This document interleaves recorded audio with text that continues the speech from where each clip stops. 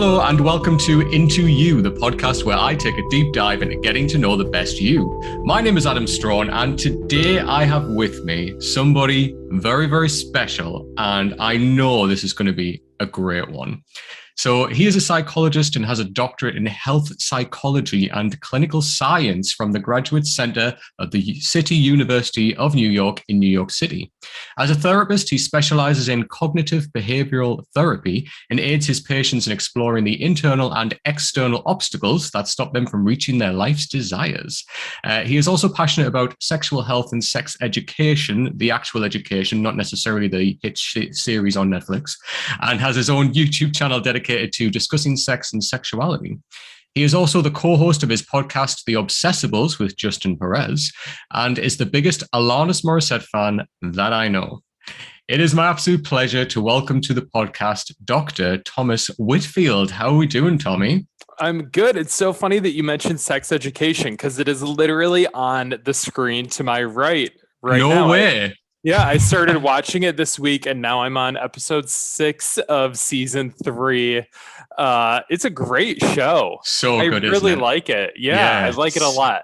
So it's one of them shows, right? For a long time, I was like, it's probably not going to be my jam. It won't be my cup of tea. And then my friend at work was like, Adam, what are you doing? Like, watch it. So I was like, all right, okay, whatever. And then literally from episode 1, it was so binge worthy, isn't it? I was like, right, there's all season 1 done, season 2 done. And then, so I binged them back to back, season 1 and 2. And then I had to wait for 3. So I was like, what hell is this? And then as soon as 3 came out, just binge the whole thing. It's incredible, man. So yes, you're only up to episode 6. It's episode 6 of season 3. Okay. So, I mean, I think there's only 2 more episodes after this, and then I'm all caught up. Yeah, and then we've got to wait for like season 4, which has been confirmed, but man, whenever that comes out, right? Yeah, I mean, so I actually watched the first episode probably like a year or year and a half ago, and I was like, I don't know about this. And then I just got back into it this week, and I was like, this is great. I really like it. And now it has the actress from Girls, whose name I can't remember, that's like the head teacher, professor. Who plays Hope? Yeah. Yes. Did you not watch Girls, Lena Dunham's show? Ugh. Missing out. It sounds like it. Wow. You know what? This whole podcast should just be about sex education and girls. Let's just sort everything else, right? Imagine. Maybe we'll come back and we'll talk about that, Tommy, right? But so how has your week been? I mean, you are like one of the busiest people that I know. So tell me, how's the week been, Tommy? The week has been good. It's actually the last month has really slowed down a lot for me.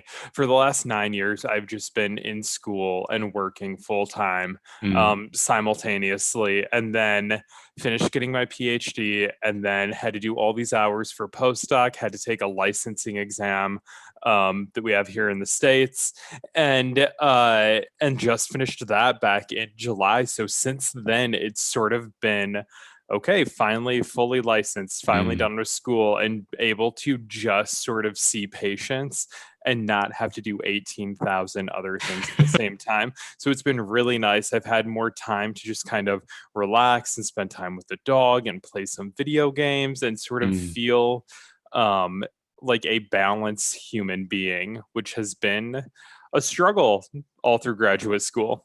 Yeah, I mean, you know what? I can like maybe empathize with that, like in a maybe 10% margin, just because when I did my master's degree, and that was over a year. So I remember in that 1 year, I mean, times 9 for you, right? But I remember in that 1 year how intense that was. And like literally everything was put on the back burner, right? Everything was paused, like video games, like just everything, like TV shows. I felt like, because you haven't got time, like you literally don't, you're reading that many articles, you're writing so many things, and just, that is your life. That is your focus for that entire year. And obviously for you for 9 years. As I say, like probably a little bit of a margin there that I understand that, but I just remember that feeling of like putting my life on hold. Like my social life took a massive hit in that time. So I can imagine yours potentially had that as well. But yeah, I know that, Tommy. I know that pain. It's funny that you say that, because when I first moved to New York, I went to school for 2 years for film and video. And then I took a long break because I was like, oh, this is not what I want to do, and needed to and then decided to go back to psych, and we can talk more about that later. But Yeah. then it was at that point that I was like, okay, 3 years to finish my bachelor's, and then I went right into my doctorate program, which was another 6 years, and then a year to do my postdoc to get licensed.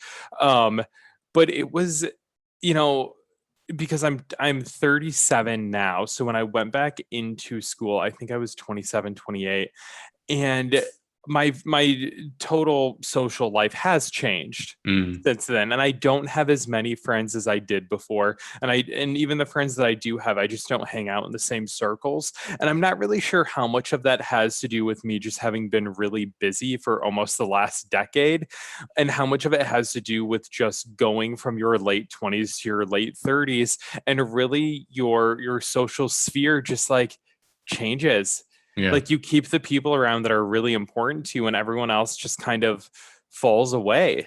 Yeah, it's so true. And like, but they're changing as well. Do you know what I mean? Like, for all that you change and you develop, and like, as you say, like you have different interactions and different relationships with people now, but also like those people that you had those interactions and relationships with before, they've changed and they've gone through their own personal developments. And sometimes, the paths just separate, and that's fine. It's nothing malicious or anything like that. It's just people go in different directions when their lives take them in different places, right? And you've probably in those 10 years met new people as well who have come into your life. I know that I certainly have as well.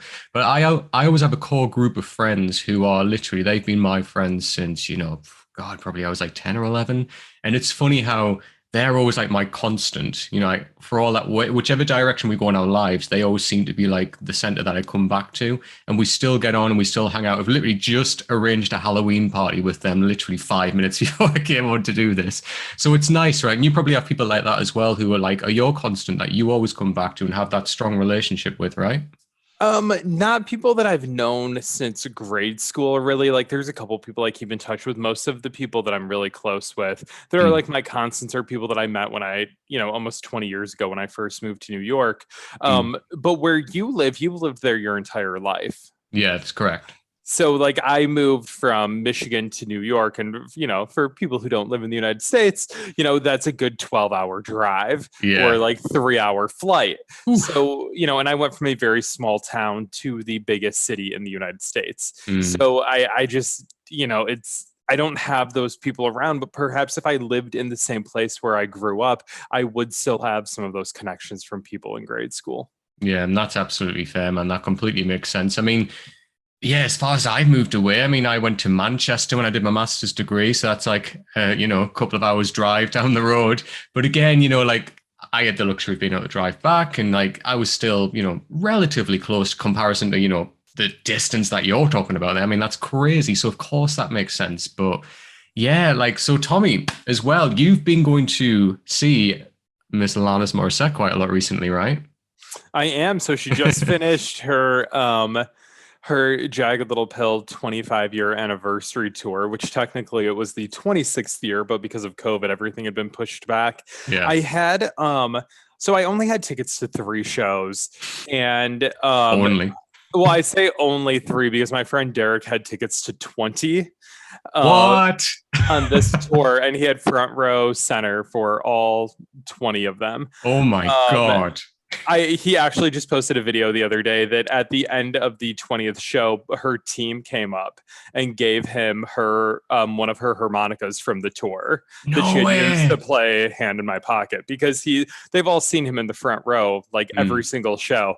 Yeah. But she, of course, has ignored him every show. It is, she like does not connect with the audience in any way, shape, or form. But yeah, so I had tickets to 3 of the shows. I only ended up going to 2 of them because there was a hurricane that canceled one of them. Mm. But yeah, I had a great time. I've been a huge Alanis Morissette fan since '95, and I'm just tired of hearing Jagged Little Pill. I'm so tired of hearing Jagged Little Pill, and I love that you have it there behind you. Oh, how did this get here? Yeah, just an accident. Yeah, right. I love her. I love Jagged Little Pill. I'm so tired of hearing it live, though. I've seen Yeah. her in concert over 60 times, and every time, it includes at least 7 or 8 songs from Jagged Little Pill, more frequently than not, almost like 11 of the 12 songs. Wow. So it's just like Love ironic. Tired of hearing it. Yeah, you know what? Like, that's fair enough. I mean, God, you've seen it like what you said, like 60 times. I mean, that's crazy. You will be sick. And you've been to the musical as well, right? Like Jagged Little Pill Yes. musical. So you've heard it. You've had your fair share of that album. Great album, but yeah, maybe it's time to let it go. I mean, it won't happen. It's the thing No. that makes her all the money. So It's the moneymaker. It's the one that everybody knows and comes back to. Because it has all, I mean, it has like so many bangers on it, right? And yeah, this little number. So Tommy, I got you this copy, right? well, not that specific copy. That one behind you is one you got for yourself. That's correct. The copy you got for me, you sent to me. Yeah, I asked Adam. There was a red edition that came out at HMV, and we don't have HMV here, so it was specific to the UK. So I asked you, I was like, do you happen to have an HMV near you? And you were like, I do. So you were kind enough to go and get it for me, along with the glow in the dark XX vinyl, which I also love very much. Have you actually played it in the dark to get the full effect? I have not. I actually have Tommy. not. I know that one I have not. I have a couple vinyls that glow in the dark that I'm always like, oh, let's play it. You know, I've started to collect vinyl, and yet I really just stream everything off Spotify anyway. But like, I love having the vinyl. You are literally me. Like, I've got quite a modest vinyl collection. I think you saw as well. I sent you a video, but quite a modest one. But again, anything where it's like limited edition, where the vinyl's a different color from black, I'm kind of all over it. So yes, obviously this one being red, one of my favorite bands, Catatonia, like they released an album with a red one. I was like, yep, I need that in my life immediately. They released another one with a white one recently, which looks, in fact, this is the t-shirt that came with it. So it's the album of this, and it's a white vinyl. So I was like, yeah, I'm all over that. But even just signed ones as well. I got a album from Youngblood, and then it was signed personally to me, which I did not expect. I was expecting a little squiggle that maybe looked like Youngblood, but it actually has on there like to Adam Tar, love Youngblood, which was crazy. But yeah, so I'm a bit of a fiend for vinyl and special editions like that. So yeah, that's just why I had to get my copy as well, because a red vinyl of Jagged Little Pill, I'm all over it. I mean, I think I probably have like 7 different versions of Jagged Little Pill on vinyl at this point. Really? It's been released since, like, it's clear, it's black, it's sparkled, it's, yeah, like all these different things. So there's one from Newberry Comics that I don't have, that I just, when it came out, I was like, I'm not getting another copy of this fucking album. And now anywhere you find it online, it's like $800. No way, Jesus. I'm like, motherfucker. So you basically just got a rainbow of like Jagged Little Pill vinyls. Yeah, just a stack. Yeah. All right, Tommy, I've got to tell the story about how we met. So, and it's weird to think back this because I feel like I've known you forever. Do you know what I mean? Even though like this kind of dates back really 2018. So I did a little story on a podcast called Risk, which obviously you know. 2018, was it that long ago? Yeah. I'm just gonna jump in the middle. I can't believe it was that long ago. I mean, I guess that makes sense though. Isn't that crazy when you think about it? I mean, we kind of take out a year as well because like 2020 didn't count, right? We kind of just take that year right out. But yeah, so I did a coming out story on that. And I remember like, you know, I did it, I think I've talked about this before, but I did it for really selfish reasons. You know, I wanted to share the story. I wanted to get it out there. And I kind of wanted to, it was really cathartic. I wanted to get it off my chest, you know, and just share it that way. So Kevin Allison, the guy who hosts the podcast, I remember like, I kind of just thought, you know, I'll throw it out there. You probably won't be interested. They get thousands of coming out stories, but I'll just send mine, see what happens. And then he got back to me pretty quickly. He was like, yeah, you know, it sounds like there's something there. I kind of, you know, chat to you about it and record it. So anyway, we sat down, recorded it. And like, honestly, just, it's about a 45 minute episode. But yeah, like afterwards he was like teary and then I got teary, but then the feedback I got from people and like, not even just, you know, like people from England, like people around the world, like that for me, I just didn't expect, that didn't filter into my mind that people would get back to me. I know it's weird, it's not a podcast, but that just didn't filter with me and didn't process until these messages started pouring in from people saying stuff like, Adam, your story was incredible. It's really helped me. I'm going through a tough time. And just to hear your stories really helped. That made the whole thing worth it for me. And then, yeah, I got a little follow from Thomas Whitfield and then a message just saying that you'd heard the podcast. And I was like, oh my God, thank you so much. Kind of just went from there, right? I think that sounds about right. Yeah. I mean, I think so. Yeah, that sounds accurate to me. I do. God, I have not listened to Risk in a while, but I love storytelling podcasts, and I do remember your story, and I was like, "That's so sad." I mean, it did. Well, God, I'm trying to think of even how it ended because I've learned so much about you since then that I try to remember. Like, I'm trying to remember exactly how that ended versus how I know things have ended now with you no longer being with that partner. Yeah.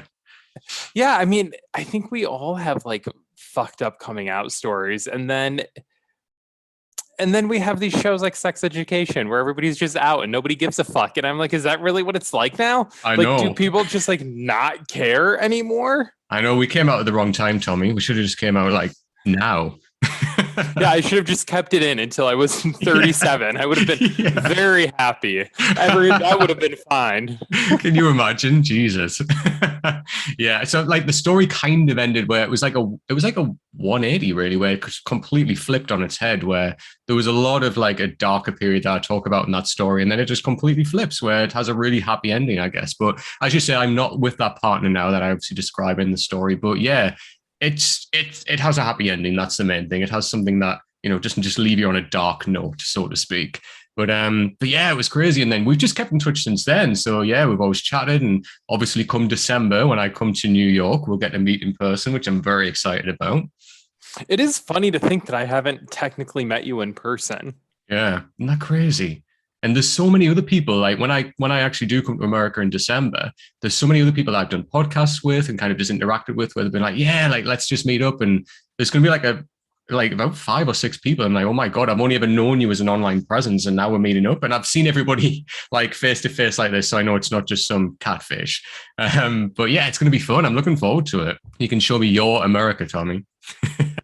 Oh, great. It's very lame. So there's the dog park at Yeah. 6:30 in the morning, and then they're sitting in my apartment looking at a computer screen, talking to all my patients for 8 hours. Yeah. And then Sounds another fun. dog park run, and then some popcorn, and I go to sleep. It's great.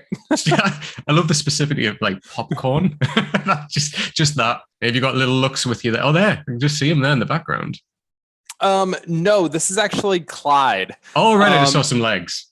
Yeah, so Clyde is visiting right now, whom is Lux's best friend. Lux is my lab pit mix, whom he's 57 pounds. And I was told by the vet yesterday that he needs to lose about 10% of his weight. So Oh, wow. I've got to get him down about 5 or 6 pounds. But yes, his friend Clyde is here. Right, They're nice. having a bit of a play date, but right now it's a little bit of a nap date.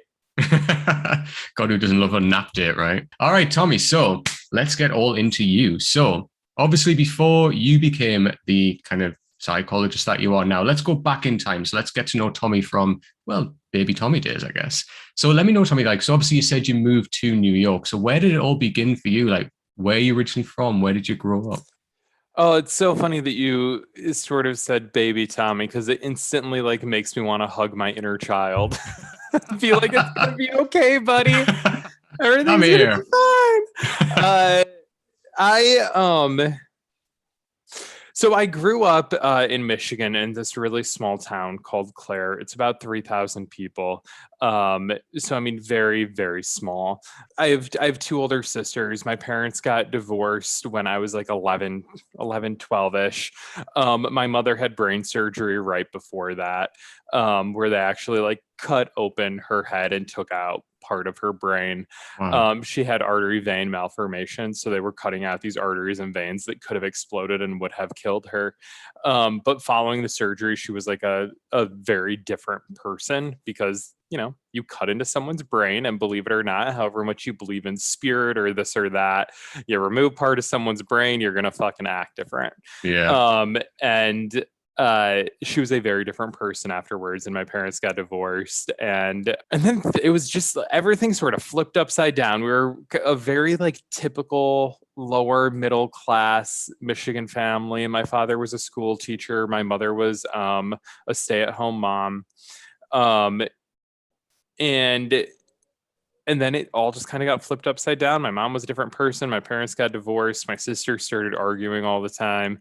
And that was sort of my childhood. Like Okay. the basis of my memories from childhood really just fighting and arguing.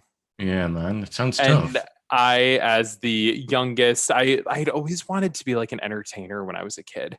So Mm. I was always like trying to make everyone laugh and like pay attention and like have fun and trying to stop everyone from arguing. So I took on that role and tried to be sort of the official peacemaker as Mm. much as I could and stop everyone from fighting Mm. all the time. So I was just continually trying to distract everyone, and things would get physically violent between my mom and my sisters. Sometimes there were multiple times that I had sort of called the police because I had been afraid and thought one of them was hurt, and um, I just constantly had anxiety. I'm sure that at that time in my life, probably between the ages of 10 and 15, 16, I would have met criteria for like generalized anxiety disorder. Um, and then I came out. Well, I came out to myself when I was like 14, started coming out to people at school when I was 15. Both of my parents knew by the time I was 16. I got my first job when I was 14 at a pizza place that I worked at all through high school for 4 years. Um, and then I left and moved to New York City like 2 weeks after I graduated, Oh, week after wow. I graduated high school.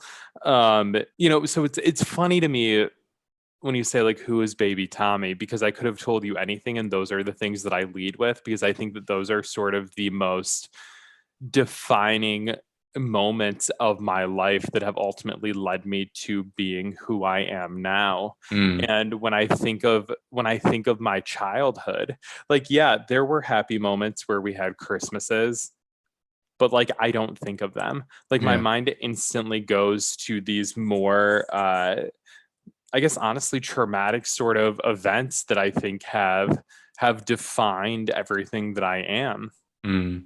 Yeah, you know what? Like, I completely get that. Like, when I think back, when you were talking there as well, and the way you were talking, about your childhood, about your younger years, like, when I think back on mine, it's all of the moments which is imprinted on me in some way, and I attach kind of learning to those moments. And as you said, like development in certain ways that I didn't realize that it happened. So it is funny, like the more traumatizing times of really are the times that impact you in so many specific ways that, as you said, help to develop the person that you are right now. And obviously, doing the work that you do, Tommy, you must really dig into that stuff with people, where you can probably attach like certain, I don't know, personality traits or certain behavioral aspects to things that you see when people tell you things about where they've come from and, stages of their lives and things like that, I'm guessing.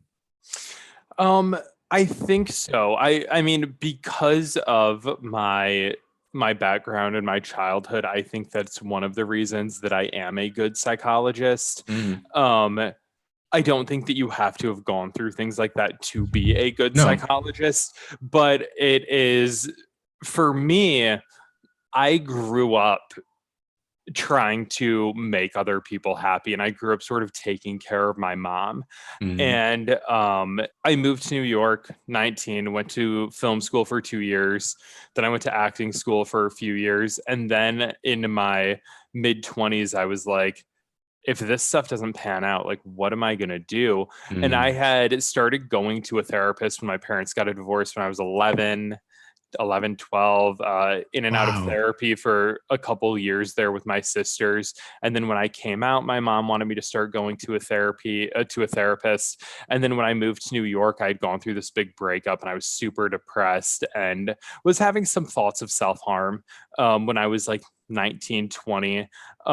So I was like, okay, I'm going to go back to therapy because I don't like that I'm having these thoughts and I don't want to harm myself. Mm. Um, and so I started going to therapy, then dropped out of school because I was like, I hate this. And then I got to this point in my life where I was like, okay, I want to finish college. I want to get a college degree. What do I want to go for? And it kind of dawned on me that I had, throughout my early 20s, I had dated all of these people that I thought I could fix or that I thought I could change or that I could help in some way. And I read this book that talked about how in order to master something in life and have a purpose, sometimes that thing is what we see as our greatest weakness can be our greatest strength.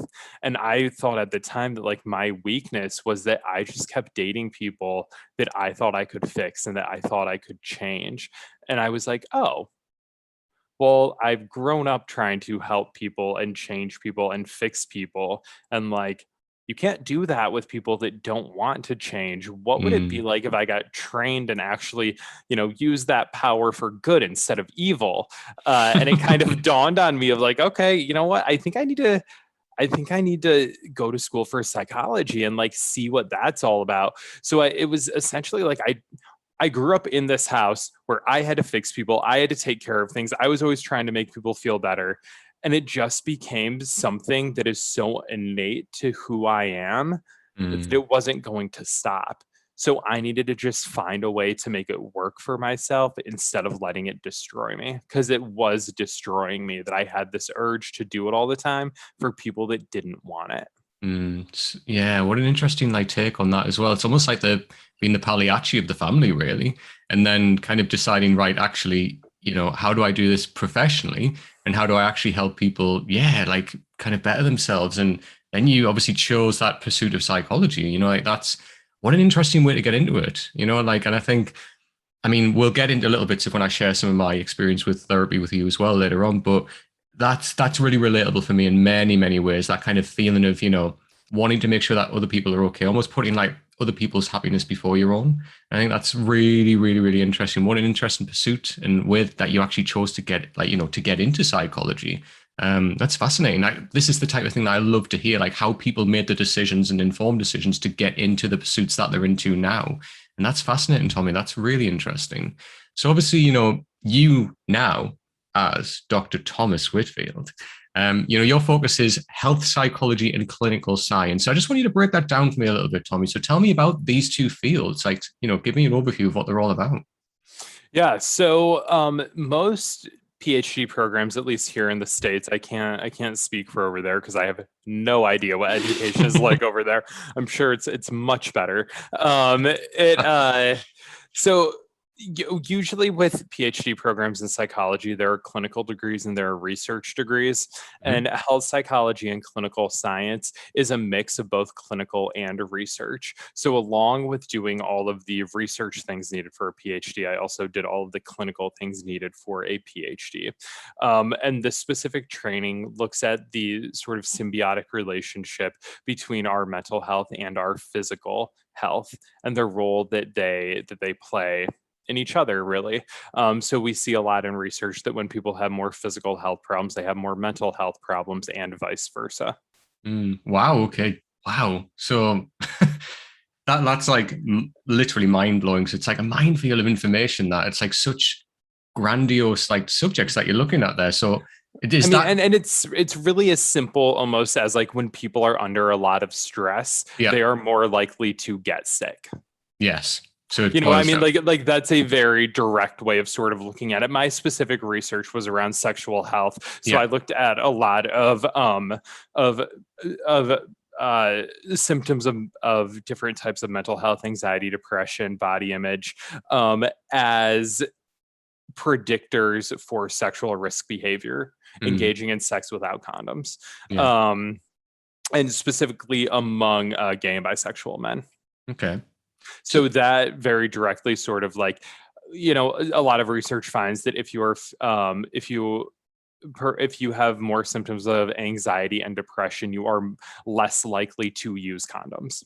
right. Wow. And sort of figuring out why that is. What is that connection about? Less likely to use condoms, more likely to get HIV or any other STI, really. Yeah. Um, so yeah, it's sort of like, wow, you wouldn't necessarily think like, hey, how's depression or anxiety linked to HIV, unless you were thinking like, oh, people who have HIV must be anxious and depressed about having HIV. And it's like, well, this could actually work the other way. Yeah. Yeah, man. That's crazy to think about, but so informative as well. Like when you actually connect the dots like that, it makes a lot more sense than what you would initially think going in. Have you like journaled this? Have you like documented this? Is it available to read?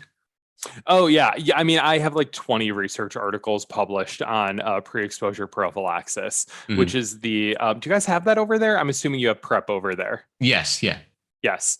So pre-exposure prophylaxis is the full name of PrEP, which is the Mhm. pill that you take once a day if you're at risk for HIV. And it essentially stops you from becoming HIV positive, Mm. even if you are exposed to HIV. So I published like 20-ish papers in peer-reviewed scientific journal articles all about increasing PrEP uptake among at-risk LGBTQ Wow, man. individuals. So that was part of like the 9 years of you doing the whole kind of, well, doctorate, I'm guessing. Was that part of publishing these journals? Yeah. So that was part of my PhD program. Is I worked at, so that's actually how I got into the more of the sex research and sexual health areas of psychology, and then also with my clinical work and helping people overcome certain sexual dysfunctions.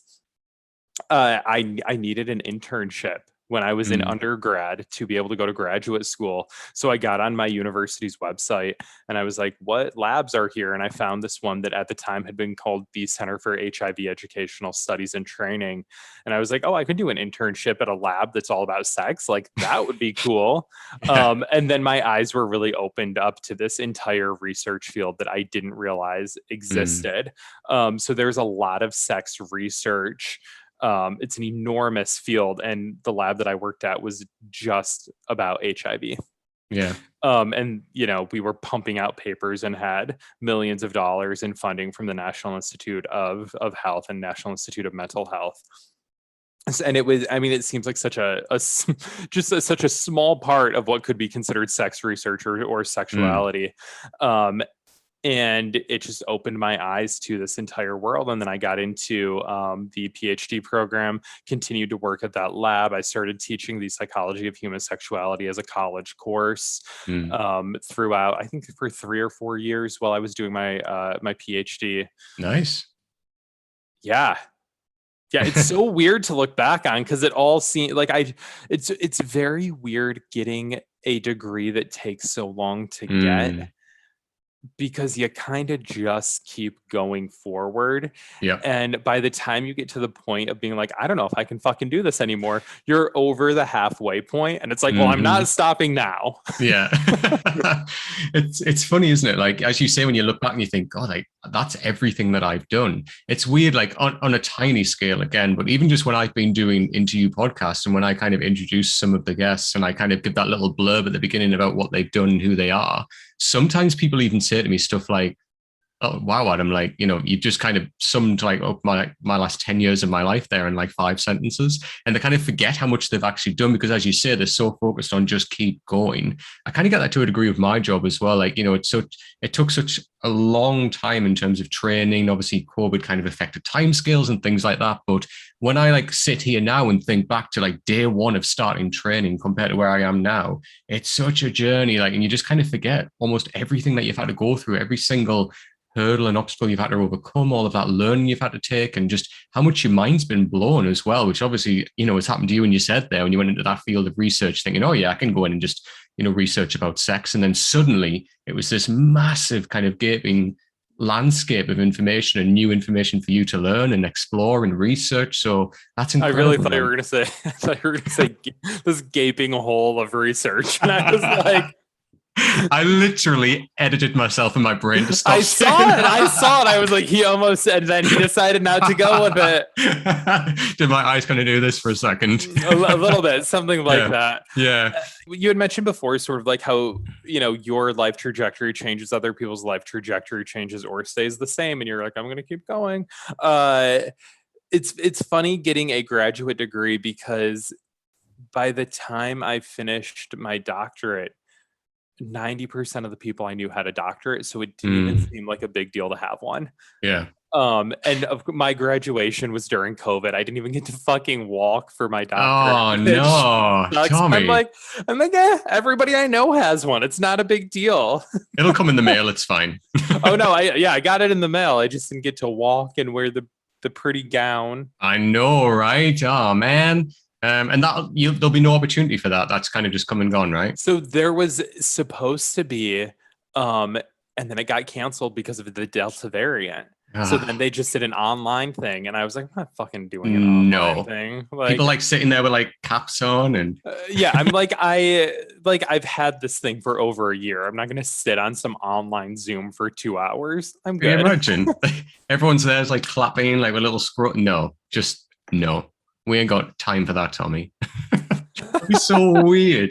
I remember like I will say so when I did get my master's degree and that moment of kind of it was almost like, just getting up in the gown and in the cap and everything and going onto the stage, the big handshake. And yeah, it was a moment. I remember hearing like my family cheer from like the crowd getting up there. And it was surreal to think back now and think about it. And then, yeah, it's a shame that you didn't get that, man, Tommy. Maybe you'll have to recreate it in some way, shape, or form. Yeah, actually, none of so I have 4 college degrees, and none of them did I walk for.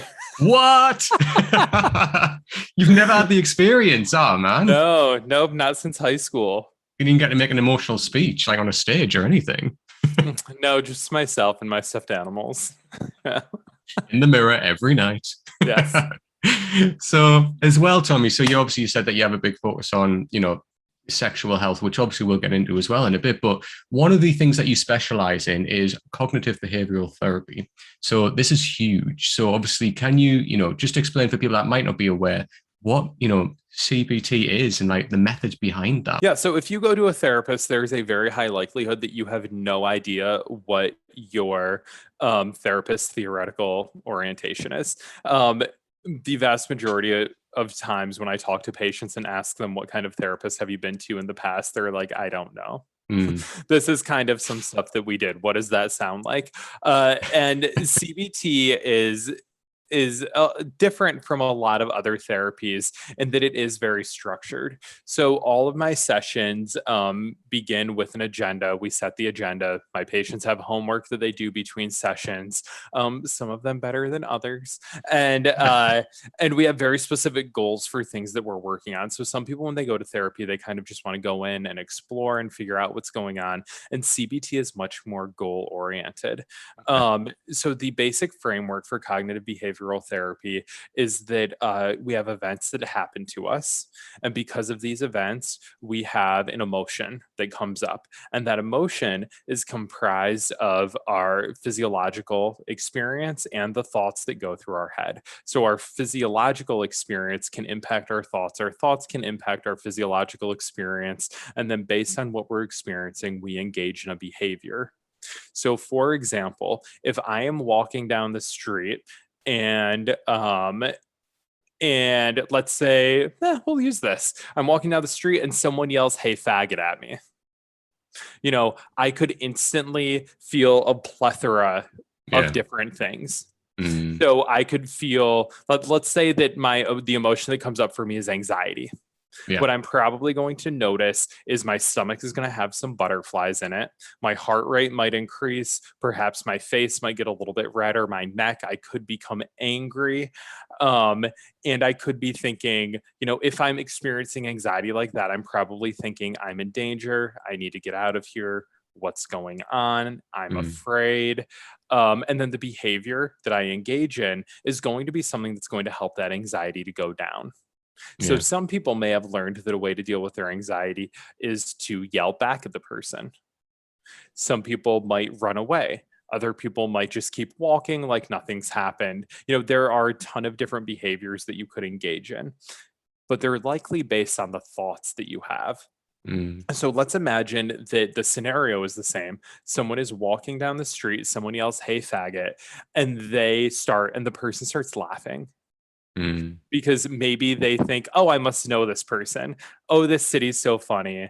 Oh, I love that people use the word faggot. Like, what an idiot. I don't have time for this." Like, yeah, that's right. I'm a faggot. Who cares? If they're thinking thoughts like that, they're probably going to feel a little bit looser in their body. They are probably going to not experience the anxiety. Maybe they will smile. And then they can choose a behavior based on that. Maybe they want to confront the person, not confront the person, whatever. But essentially what CBT pivots is that we all have these experiences that happen to us that we're not in control of. But what we can be in control of is our response to it. And that's based on our thoughts and our physiological sensations.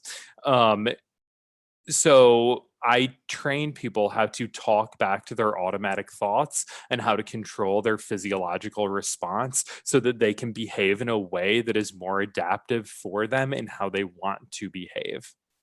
That has So literally answered my question in my head there. yeah, and if we were to look at depression, Mm, someone has a difficult time getting out of bed, so maybe the triggering event for them is they wake up and they're in bed and they start thinking, life is awful, I don't want to get out of bed, I wish I was dead, why did this person break up with me, I'm so ugly, I'm whatever. You are probably going to feel heavy. You are probably going to feel sad. You are going to feel tired. You're going to experience all of that in your body. And then what's your behavior going to be? You can probably just go back to sleep. You can call in sick to work. Or I will help train people to talk back to those thoughts. mm, How can what could you tell yourself that's different? Is it mm, true that you are terrible? Is it true that the world is an awful place? Is it true that nothing ever gets better? And help people learn how they can speak back to themselves to motivate themselves to get out of bed and do something, because we know that behavioral activation is one of the best treatments for depression outside of medication. Um, or even included with medication, is you have to get yourself up and you have to get going. So it's okay. What can we do to just get your wheels in motion? mm. What do we need to do to get you to just get one leg out of bed and then the other one? What else could you tell yourself?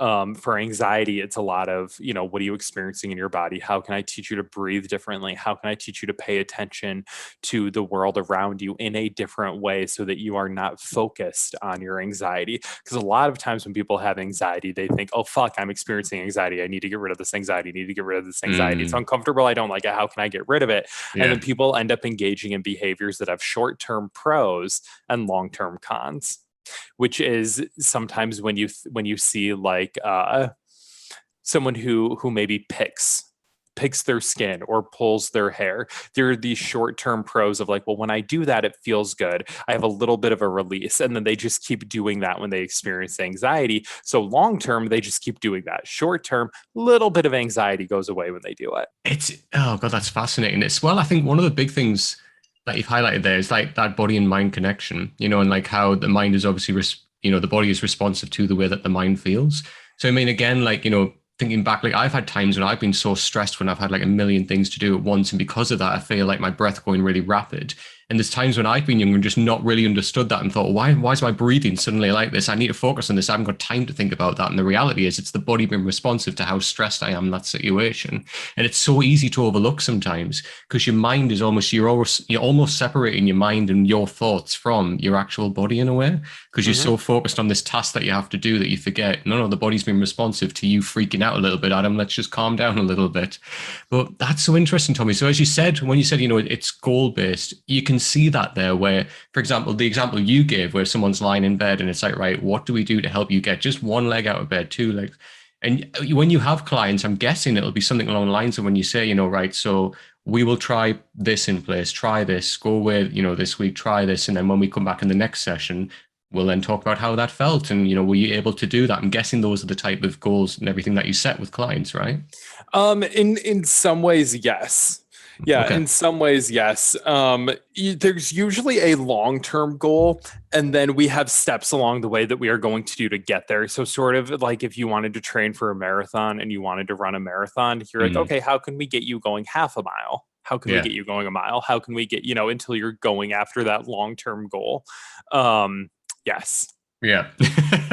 Yeah. No, it's interesting, man. So obviously, cognitive behavioral therapy, that's one method that you use, but obviously there must be many, that you do explore. So what are the other popular ones as well that you might, utilize as well within your sessions? So I do a lot of trauma work as well, for people who have post-traumatic stress disorder, a lot of people who have sexual traumas, and I do for that I do written exposure therapy, cognitive processing therapy, and prolonged exposure therapy.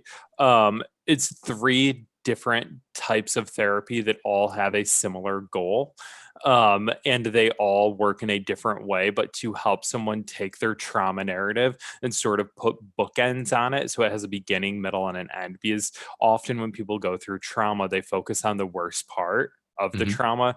Mm. The scariest part, the most severe part in their mind just sort of automatically takes them there. So I work with them on being able to tell their narrative from beginning to end so that they see it as things started out safe, something bad happened, things were safe again after. Um, so those are the three forms of therapy that I do for that. But I've also been trained in motivational interviewing. I've been trained in emotion focused couples therapy, which is what I do with most of the couples I work with. I've been trained in some DBT and acceptance and commitment therapy. There's a lot of different types of therapies, but most of them sort of are very similar to CBT. A lot of them have a lot of similar components of looking at this relationship between your thoughts, your physical experience, and your behaviors. So kind of like a starting place, really, and then you can branch out from what might be needed kind of elsewhere. But Yeah. yeah, Yeah. Because essentially. because acceptance can be really important, and acceptance and commitment therapy it can be very helpful. And a lot of the components of acceptance and commitment therapy, it's not about changing things, but just accepting the way that things are. I Mm, can't do anything about this and I have to accept it. How can I accept it? One mm, example that I like to use is, let's say that someone has a terminal illness. Acceptance and commitment therapy is great for that because there's nothing we can do about your illness, mm. and it's not going to get better. Or if you Yeah. are caring for someone who is terminally ill, how can we get you to a place where you can accept that this is what's going on? Because so often people want to fight against the reality of situations, and you just hit roadblocks because there are certain things that you cannot change, and all you can do is accept it. Wow, man. So let's put this into some type of situation, some scenario then, Tommy. So let's say you've got a brand new client who, you just say you're in the office, for example, they've just walked in, what their name, and that's it. So then Um, do you already have like a pre kind of context about them prior to starting the session? So I work for a group practice right now, and we will do like an initial consult. So if someone reaches out and they want to perhaps come to see us for therapy, we'll do an initial consult where like we just know their name. And then Okay. we gather information to figure out if it's someone that would be good for us to work with or if they need a different type of service.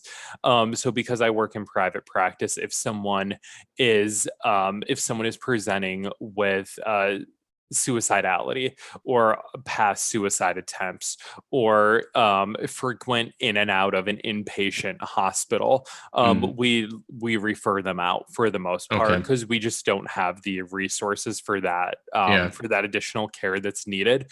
So I work with a lot of people that have like generalized anxiety disorders, adjustment disorders, depression, past traumas, but no suicidal ideation. Some of my patients do have suicidal ideation, and when I say that, I mean, think about, what it would be like to commit suicide or have passive thoughts about suicide. And the way uh, that we sort of spread that out a little bit is there's suicidal ideation, which is just, hey, I have a thought about committing suicide, but I don't really want to do it. It just like Mm, crosses my mind. And then there is someone can have a plan. Like if I was going to commit suicide, I would X, Y, and Z. And then there's having a plan with intentions, which is I have this plan and I'm going to do it. So if someone comes in during their initial consult and they're like, I have this plan and I'm going to do it, what that actually turns into is helping connect the person with immediate care to stop them from engaging in that behavior right at that moment. yeah. Um, so there are, or there are certain personality disorders that people need specialized treatments for that a lot of time you can tell during an initial consult. So for example, borderline personality disorder, people generally need dialectical behavioral therapy, DBT, for that. So when you pick up that in an initial consult, unless you have specific training for DBT, you're going to refer out for that. If I'm doing an initial consult with someone and they have a serious eating disorder, then I will perhaps not take them on. I do have experience with people that have eating disorders. So if someone has some disordered eating behavior, I feel confident in my ability to manage that. But if someone is like binging and purging every day, I'm not going to take them on because it wouldn't be a match for the background that I have. And there are other therapists that would be better. so with the group practice that I work on, it's talking to people, figuring out what they need, figuring out if, are they a match for me? Do I think that they'd be a match for someone else at the practice? Do we have space? And then if not, referring them out. But yeah, it is very much like they come in, I know nothing about them, and I'm just like, so tell me what brings you in now. And now is sort of the key thing, because people have been dealing with a lot of stressors their entire life, but there's a specific reason that they've decided now Yeah. they need to go to therapy. So going back to like the experience from when I was like 19 or 20 and went back to therapy for the first time, it was like, oh, I was having thoughts about hurting myself. Like that was my now. There were all these other things going on in my life that I needed to figure out, but that was really it. Like I was on the train station. I was like, I could step in front of this train. And I was like, okay, this is my now. Yeah. This is why I want to go back now. So really that's how it starts. Tell me what brings you in. You're kind of although you've got some level of context, I guess, but it's more like, as you said, the now, that's the most important thing, because that gets the ball rolling, right? Like automatically you must be thinking as well, right? What method and approaches can I bring to help this person in whatever it is that has brought them to there now, right? Yeah. And what have they done in the past? Yeah. Have they been through a ton of different therapies and they didn't work? What did they like about it? What did they not like about it? Because so much of therapy working is about the connection between the patient and the therapist. Do they trust the therapist? Do they want to work with the therapist? Are they going to look forward to coming to the sessions? Yeah. So some of it is just match as well. Yeah. It's interesting you say that, Tommy, and so I'll share a little bit of when I had therapy when I was younger. So it's the only time I've ever had it. And it was interesting, and I can kind of see little bits of us talking here, like a little glimpses of like the experience that I had. So I was in university. This was like way back when I was like maybe, I think I was like early 20s, so like 2021. And I had a really rough time in terms of like, I think accepting my own sexuality for a long time. And I think, you've listened to the podcast, so you're aware of like some of the context of, I didn't have the most supportive kind of environment at home. And I think I just came into one of the sessions and pretty much had like an emotional breakdown at one point, and I couldn't even get words out of my mouth. Like, and the teacher she just said to me, "Look, I'm going to take you to come and speak to a therapist." So she took me to the therapist, and I remember just sitting in the room, and it was weirdly almost like a Goodwill Hunting moment where he just didn't say, he got my name, and then that was it. But he was just waiting for me to start. And I couldn't say anything to him, because for me, he was just this stranger. I didn't know from him. And if I couldn't admit and tell myself how I felt and the reasons why I felt like that, I kind of felt, well, what the hell is this guy? Like, and I even remember saying to him at one point, I was like, you're a complete stranger to me. Like, I don't know you. I don't feel comfortable like opening up to you when I can't even open up to myself. And he was lovely about it. He said, that's absolutely fine. If you just want to sit here, we can do that. That's completely fine. And I was like, okay. So eventually when I calmed down, and then I just said, look, I'm really sorry. I don't mean to be rude, but like, I'm just having a massive freak out right now. And he was like, look, that's fine. He's like, do you want to come back like next week? So I did.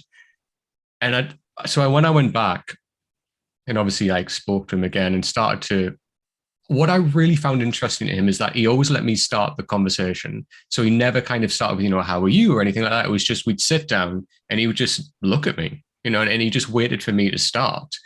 And then I would just kind of say like, oh, well, and I would tell him things. And every time he reacted to things that I told him, it was never like a kind of a directed question to the point of, oh, tell me about this. And it was always just, and how did you feel in that scenario? What did you think that led to? And it was always kind of like questions which were designed obviously to keep me kind of analyzing what I'd said to him and almost keep me talking as well and kind of having me assess everything that I'm saying. And there was so many times when I would sit back and I'd just be like, hold on, let me think about that for a second, because I've never thought about it like that before. And it just felt, I know this is such a cliche to say, but just, I would walk out of those sessions like I was on cloud nine, like because there were so many things that we were able to talk about. Well, I was able to talk about and discuss that I'd never thought in the way that he'd made me think about them. And I remember just coming out and I felt like I just like unloaded essentially on this guy, but like in the best way. And I just, like, honestly, I think I had about 6 or 7 sessions with him. That's all I needed. And by the end, it kind of felt like, just he was this relief in my life where I'd gotten so much of this cloud, this negativity out of me. And yet for all that I wasn't in a position where I was able to share this at home, or even certain friends I wasn't sharing this with. But the fact that I was able to do that with this one guy who was a complete stranger, there was no kind of pre-assumptions or anything like that. He was just there just to listen and almost kind of help me get the best out of me without me realizing that until the end, meant the absolute fucking world to me. And I'll never, ever forget it.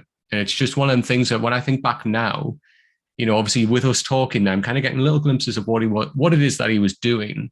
But it was incredible. And again, it was just, I never felt like we had a goal set. He never ever said to me, oh, well, by next week we'll try that. It was never like that. It just felt like an open, unbiased, unjudged conversation, which helped me get to know me on a much deeper level. I'm guessing, does that kind of make sense to you? No, that does make sense to me. It's a very different, I mean, it's not cognitive behavioral therapy. It Mm-mm. is, it's psychodynamic it sounds like psychodynamic from how you describe it, which I was never trained in. But I do also have some sessions that are more free flowing, Yeah.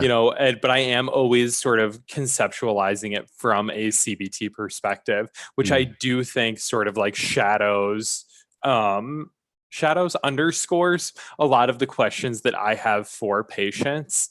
But I think it's great that you had that experience. It's honestly, so much of therapy is about what the patient is willing to do Yeah. and what they're willing to say and what they are willing to share. Yeah. Yeah. I mean, that's how therapy works. Like that's how you get to do what you do, is by whatever they give you to work with, right?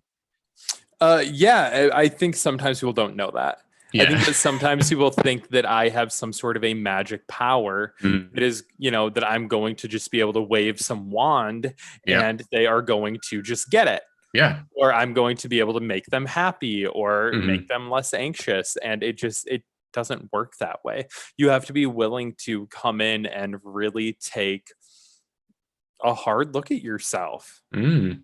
Yeah. Yeah, man. God, like that hits home. And that felt like a lot of what was happening with me in those sessions. Like I was kind of looking at my experience and myself and my emotions in ways that I'd never had before. And again, that wasn't him almost kind of, telling me to do that, but in him responding to me in the way that he did made me do that. And I just thought it was like, it's such a skill to look back now and thought, because I'd never had a conversation like, I know obviously, he's a trained therapist, I get that. But I'd never had a conversation with anyone in my life prior to that moment, which made me think about myself in that way.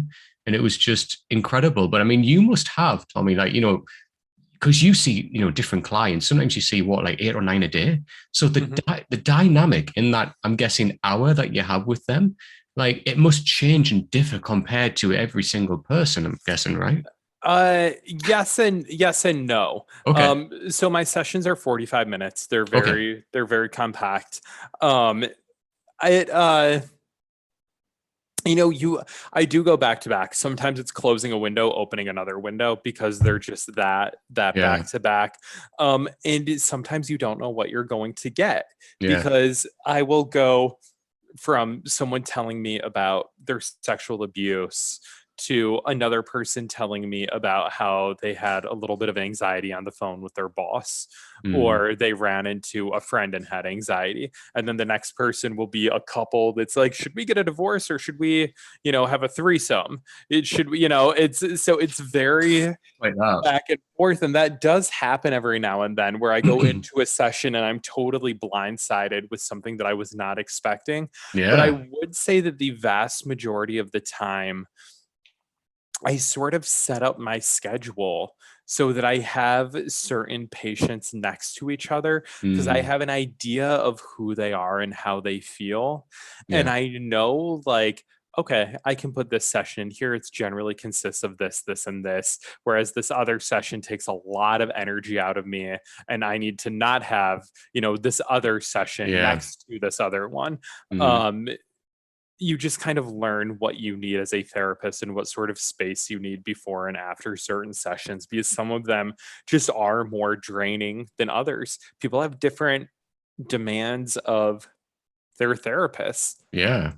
Yeah. How do you, Tommy, like, so individually, obviously, if you don't mind me asking this, but how do you compartmentalize and almost distance yourself from some of those tougher sessions? Because sometimes, I'm guessing sometimes you must hear, as you said, a plethora of different things from all of your patients, and some of it must be really heavy.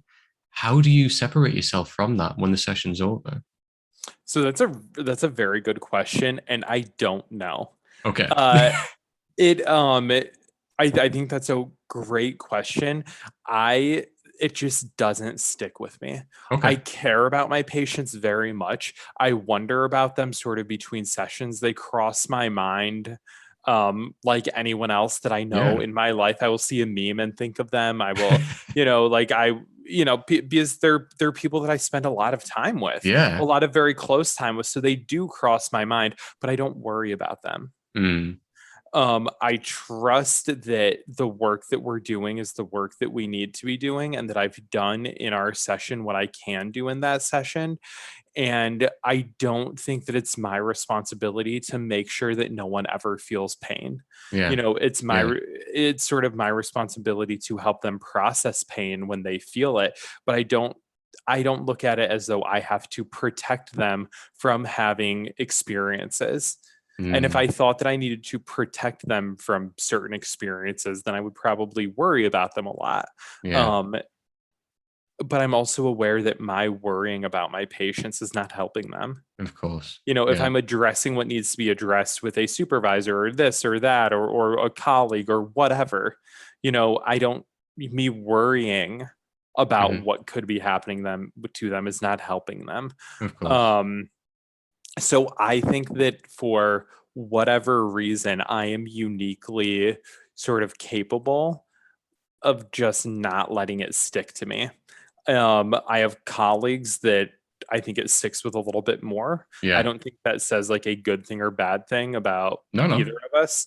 Um, but yeah, for whatever reason, like doesn't stick with me. And people will tell me, horrific things.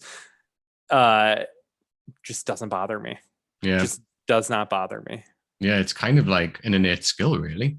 But I think the quote of the entire session, Tommy, is just said by you there, where it's not my responsibility to stop people from feeling pain. It's my responsibility to help people address that.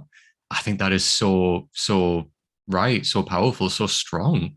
You should maybe write that down. I'm sure But I read it in a book somewhere. it's just like off the camera, just to the side there. Totally. But yeah, I think as well, there's probably a lot in the dynamic of the relationship that you have. Like obviously the relationship that you have with these people is very different in terms of context and I guess professional versus, like your friends. Like it's completely different. So there's probably a lot of it in that where you understand the requirements in the relationship that you have with these people, right? Yes and no. I think that my therapeutic style is I'm very much myself in my therapy sessions. I Mm. make bad jokes. I like I'm very much me. I don't think any of my patients would meet me outside of therapy and be like, "Oh, he's a totally different person than I thought he was." Good. Uh so it is different than just how you talk to a friend, Mm. but I don't say things I don't believe because I think it's like the right thing to say, Yeah. maybe. um I'm also very open with my patients when I'm not sure. Mm. I'll just be like, they'll be like, what do you think that means? And I'll be like, I'm not really sure. What do you think it means? Yeah. Like there are times where I'm just not going to lie about stuff, and I think that that's okay as a therapist. Like, you don't have to know everything. I don't have to have an answer for everything. Like, Mm. you're right. I can't make your depression or anxiety go away in one session. I Yeah. can't say something to you that's going to just make that all change, and I don't think anybody could. Yeah. No, man. And they probably feed off and appreciate that honesty, and like I hope so. you just never see them again. Yeah. I mean, I hate to say it, knock on wood. Um, but I rarely have patients leave therapy where it isn't planned. Yeah. It's usually like, okay, we've met our goals, or they're doing better, or it's planned. I have had a couple people not appreciate me as a therapist.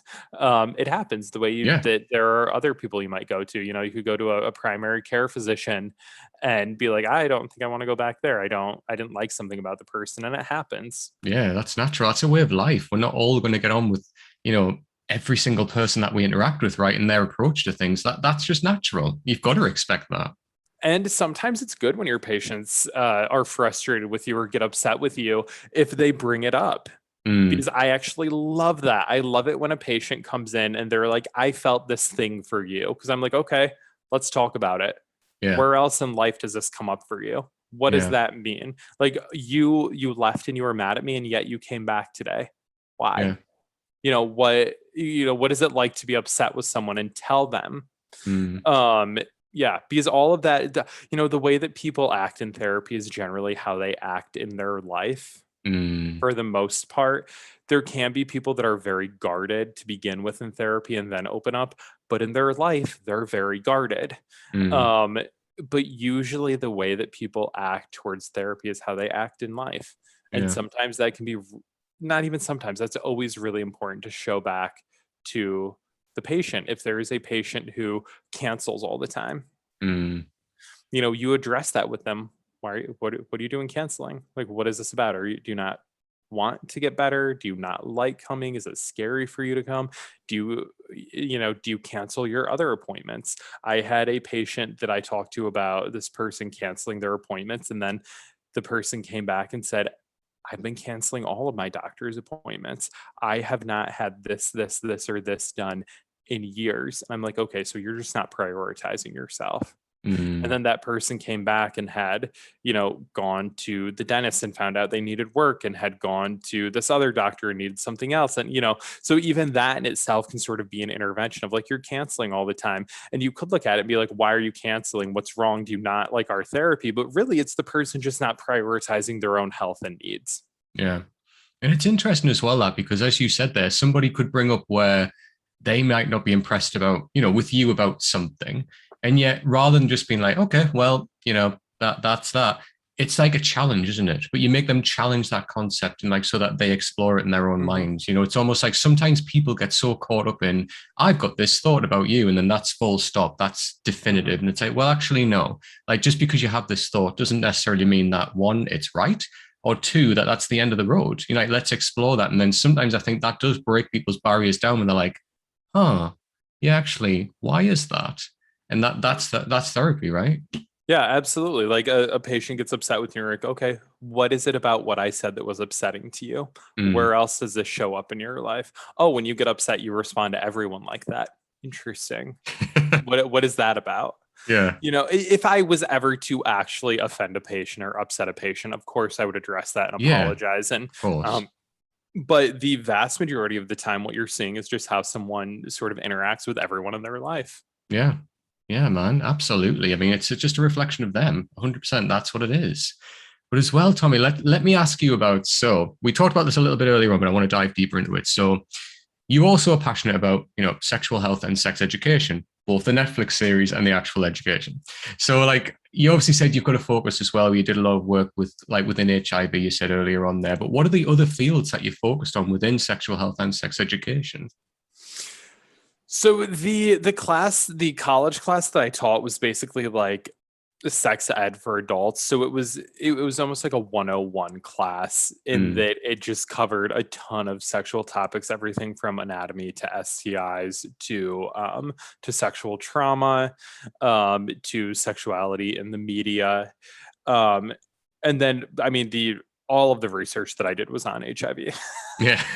And prep. And then for a few years I had a YouTube channel called Shit They Won't Tell You in Sex Ed because I was Yeah. I was really sort of appalled by the questions I was getting in the college class that I was teaching that was just like, wow, how do people not know Oh, really? what this is and not know about access to different contraceptives and the difference between sex and gender. Mm, Um, and even it's so weird because even in the few years that I was that I was teaching, there was just this huge expansion of people talking about their gender and their pronouns and people using mm, they them. And it from one semester to the next, it was like an entirely different sort of playing field. yeah. Um, and also sometimes a pain in the ass, like trying really hard not to step on landmines. Yeah. um it is, I don't know what it's like over there, but like politically correct PC cancel culture is like a huge thing here. Same here. And I remember that when I was teaching a class, I had said this, and then I had said the opposite sex, and someone was like pissed. And they're like, why would you say the opposite sex? There's more than one. But like went off on this thing, and I was like, okay, you know what? Fair.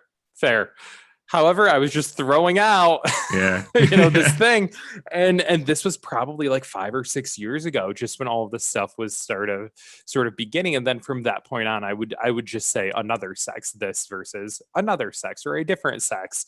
But just little things like that, I noticed a big difference from one semester to the next of people just like being angry. Yeah. Wow, So man. I mean, I loved teaching that class though. It was very, very, very fun.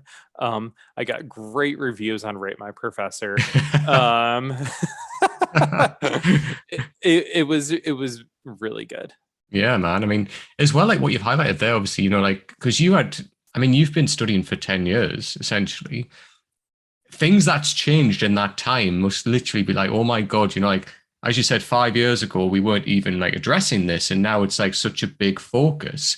And it's crazy how much things must have changed in that time to almost where stuff that you might have been writing about in year one is almost not maybe obsolete, but can become outdated in many aspects. Oh and yeah. how So things change. we at one point we referred in our papers to gay and bisexual men, GBM, and then we started referring to them as MSM, men who have sex with men but don't have to identify as gay or bisexual. So then it was just MSM, and then people were like, no, MSM takes away the identity aspect, and we went back to GBM. And it was like every journal that we would submit to would like want it this way or that way, and it was like, it was really frustrating at times. And then, when you do research and when you're working with statistical analyses, you have to have a certain number of people in each group to be able to do analyses. Mm, And when we were collecting people's gender identity, we would have an other option, and people would write in all this stuff. And then it was like we would end up not even being able to use a lot of their data, or having to clump it together, which then people would be upset about. And it's like, well, we have a sample of 110,000 people, and 15 of them said whatever random thing. Like we just can't use it. yeah. So when it comes to research, you have to be careful to just exactly how much you break stuff apart, because then it gets to the point where it just like can't be usable, and then it's just an n of one. Yeah. Wow, man. I mean, God. And that'll just continue on and on. And even now, there'll be stuff that you've kind of finished with your doctorate now that some stuff will need to be changed again.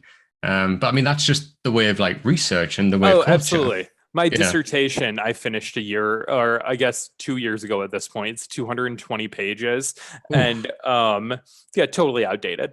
Yeah. Like this stuff has been published from it that could be published. Nothing else could be published from it because it's so outdated, with like just how quick research moves. Yeah, man, that's just the education sector as well, though, right? And research and everything like that. Wow.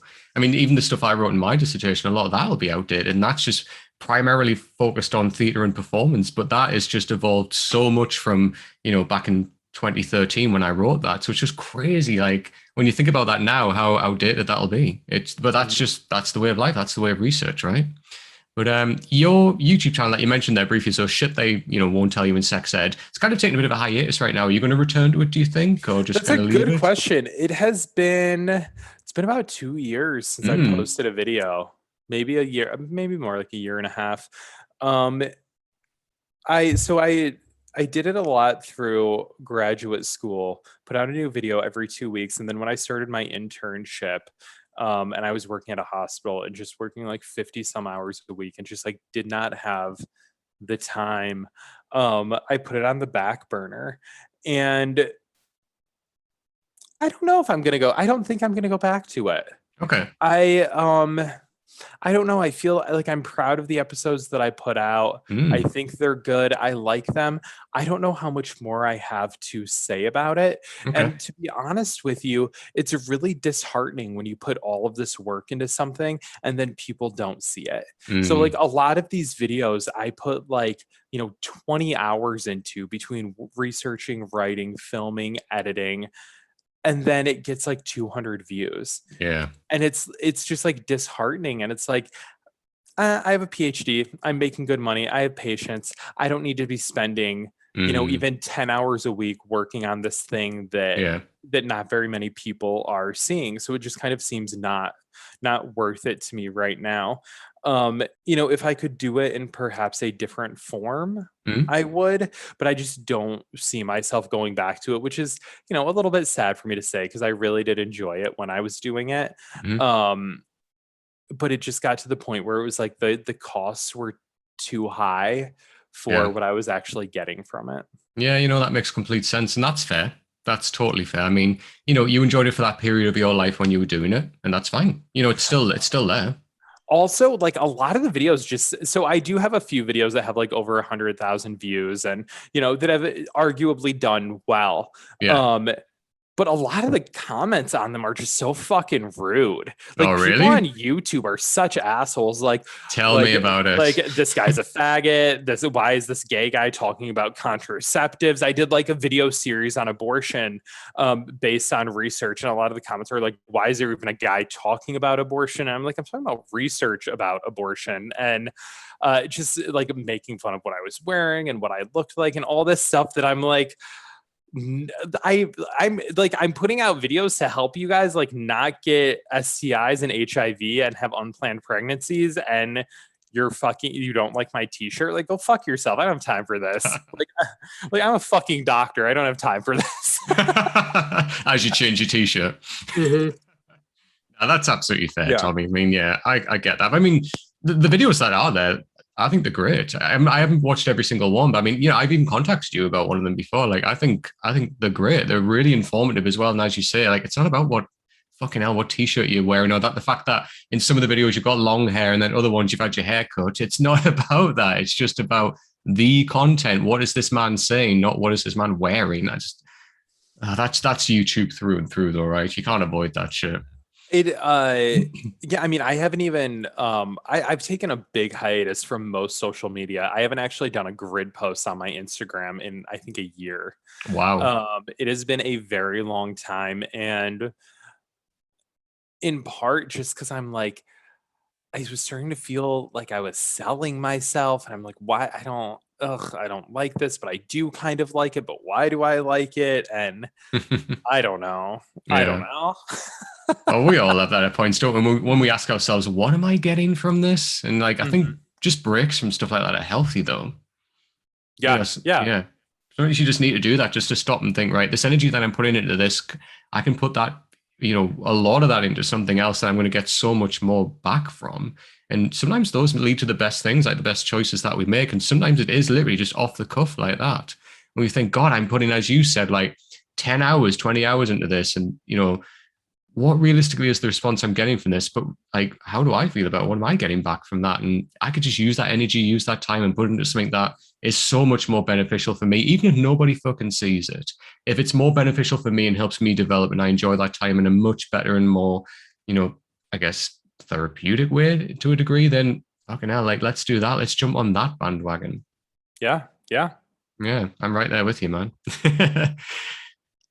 This is quite an open question, Toby, but I'm going to throw it at you. What's been some of the highlights of your career so far? Um, I had a I had a patient that I worked with on internship who had a serious trauma where this particular patient thought that they were going to be killed, Okay. and which had led to this person essentially becoming agoraphobic, not being able to leave their apartment. Um, and by the end of our work together, this person was leaving their apartment, not having any anxiety attacks, being able to sleep, being able to get a job, have their windows open, like their life just completely flipped around. And That's that amazing. is like something that really sticks out to me because it was such a big sort of success. Mm, So I think that there have been a couple people that I've worked with that I just see having had these like huge like successes that really stick out to me. Uh, I would say that sticks out when I actually got my license in the mail. mm. And I was like, wow, I finished school. I got my hours. I passed the licensing exam. Like, I did it. It's real. Yeah. And just Yeah. having my license in my hand was a big moment, was a huge moment for me. Um, yeah. I think that those two things probably stick out to me Mm. as like the biggest highlights for me. That's incredible, Tommy. Like the fact that you helped that person overcome that, and that's made a huge impact in their life. I mean, had they not come to you, I mean, they might have gone to someone else. That's fair enough. But you were, instrumental in helping them get there. And that's incredible. And you should take great pride in that because that's phenomenal. I think anytime I love stories like that when people have helped another person to achieve something or to get through something, or, I just think I love that stuff. I mean, I can take I can empathize with that to a degree. When I did like my teaching degree, and there was a student in my class who I kind of at the beginning wondered, why are you doing performance? Because you do none of it. Like, it was very much just she was very kind of introverted, never even liked to step on stage, let alone, talk very much to people in the class. And then by the end of the year, she was literally a lead role in a performance with like the most lines. And that was because like me and my mentor like worked with her. So like that for me was like a huge inspirational moment where I helped someone get out of their shell. But yeah, so that's just me empathizing with like Yeah. what you just said Yeah. there. And I think it's incredible when that happens. And like I can understand how that stayed with you because that stayed with me. Yeah. I mean, there are a few patients that I, have maybe had smaller wins with, but that are Mm, just as big, yeah. from like where they started or whatnot. And I think that, those are the people that I'm always going to be kind of curious about and wonder about and probably never talk to again, which is a little bit sad. Mm, Um, but a lot of that is, I mean, if not entirely, is about their willingness. yeah. Me helping them learn the tools, but them using the tools, Yeah. them putting it into action. Mm. Um, yeah, there are a couple people that I worked with during my internship that I think back fondly of, and I'm kind of like, I wonder where you are now. Yeah. I wonder what you're doing now. What you got going on? Yeah, Yeah. Again, like who measures the scale? Do you know what I mean? Like in terms of you said there's some bigger wins and like there's some smaller wins. And obviously that's the way that you see that, but some of those smaller wins could be huge wins to that person, And yeah. I mean, there have been people that I've seen for like, 15 sessions and then they cry. They yeah. finally cry in front of me or allow themselves to have an emotion. And I'm like, this feels like a huge win. Yeah. Whereas other people will walk in and cry in the first session. It doesn't feel like such a win. Yeah, swings and roundabouts, right? Yeah. What would you say in this period, Thomas? I mean, since becoming a therapist, what's probably one of the biggest things you think you've discovered about yourself? Um,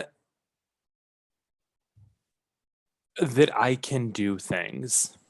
Hmm. I and appreciate that I can do things. I think that I've done, like I mentioned, moving to New York by myself a Yeah. week after graduating high school. I just kind of did it. Hmm. And I was just like, yep, this is what I'm doing, whatever. But I didn't recognize sort of like what it took to do that. And I think that going through this like long graduate program and meeting all of these milestones and writing my dissertation and getting licensed and moving to another state for internship. And I think that I am faced with having to see and accept that, like, oh, I can actually do things and like I can be proud of that and I can be responsible for that and I can make things happen if I want them to happen. Um, because I think that I often have a tendency to just like keep going, whatever. Um, and I was like, oh no, I did good. You I did did. you did a good job. And I think that this is probably one of the first time in my life that I've sort of looked at something that I've done and been like, well done. Yeah. Well done. You should take great pride in it, man. I mean, it's like I mean, you must have had those moments throughout the entire journey when you've kind of gone, oh my actual God, what am I doing? I can't do this. This is too much. And the fact, here you are talking to me now with a doctorate. You got through it, man. You did it. And I guess that puts it into context. Yeah, I mean, I think I rarely ever thought I can't do this. Um, I definitely thought like this fucking sucks and I don't know what I'm doing, but it sort of never crossed my there was only one moment I think where it crossed my mind where I was like, because it's a long story, but I had the person that I had been my mentor my final year in the program ended up getting put on probation and left essentially. Okay. And I had to switch mentors after working with this person for like 7 years. And there was a week there where I was like, I don't know if I can fucking do this. I don't know what is going to happen. Yeah. But aside from, and that wasn't even really about my ability. That was just about like the world sort of being flipped upside down. But I think that I just kind of just kept going, which is sort of what getting an advanced degree is all about, is just continuing to go, continuing to put that foot outside of the bed and take the next step. And here we are, the result of it. So yeah, just wrapping up here, Tommy, I've got to ask you about this because obviously I mentioned it earlier on, and I'm a fan of the Obsessables. So again, the podcast that you and Justin do. Now, obviously it's taking a little bit of a hiatus at the moment, but for anyone that doesn't know, give us a brief introduction to what the Obsessables is. Is it coming back? Do you have any future plans for it? Just tell us all about it. So season 1 of the Obsessables is I wanted to rewatch all of Roseanne beginning from the beginning with with someone who had never seen the show before. And so I picked my friend Justin, who's a comedian, and we started going through the show episode by episode. I loved it. He decided he hated the show. So for season 2, after about 20 or so episodes, after I think we made it through like season 1 and then half of season 2 of Roseanne, then we ended the first season of the Obsessables, which had originally been called Lunchbox Lessons. And then we started doing week dives into, every week we would do a dive, not WEAK week. Each week we would do dives into different things that we were obsessed with and sort of push it on the other person. So, one of mine being the follow-up to Jagged Little Pill, supposed former infatuation junkie, which Justin had never listened to. He would make me watch certain movies. We would, just push them back and forth on each other. And then when it came time to me finishing my postdoc, taking my licensing exam, I needed to study like hundreds, if not thousands of hours for my licensing exam, and we went on hiatus. When are we coming back? I don't know. This is another thing that is sort of a little bit like, do I want to come back and do this or not? I love performing. I love entertainment. But I think that anything that I do in the future is going to just have to be psych related, because that is really my specialty. And as much as I love talking about other things, when it comes back to it, like psych is really my life and my passion. And even with doing the Obsessables and the Roseanne aspect of the podcast, for me, it would always come back to psychology. And I'd been like, I want to do this thing that has nothing to do with sex and nothing to do with psychology. And it would always come back to that. And so all of the old episodes are up there. I like them. I'm proud of what they are, I think. But I don't know if we're going to be coming back for a season 3 or not at this point. Okay. All right. Maybe some iteration of it might come back, but it might massively change to being all about psych, right? Potentially. Yeah. I mean, I have some pans on the stove. Let's run with it. Yeah. You know what I mean? Some things are cooking. Yeah. I like it. Okay. A little tease there, Tommy. I like it. All right. So, Tommy, just to wrap up here, just finally, do you have any final kind of, and I know this is weird asking this of a therapist, but do you have any kind of final words of advice that you'd like to share with anyone who might be thinking, I don't know, who might be struggling at this time and is, thinking about taking up therapy, who may never have done it before? Do you have any kind of like advice for maybe that person who is thinking about taking that step? Just give it a try. Just try it out. Most therapists will do a free initial session or an initial consult. Just talk to them, see what it's like. Be curious. Just be curious to experience it, and talk to a few different therapists and see what it's like. If you don't want to do that, grab a self-help book. Start with any self-help book and just try it out. See what happens. There's a lot of CBT workbooks that can be really helpful. But if you don't want to do any of those things, I would say just be curious.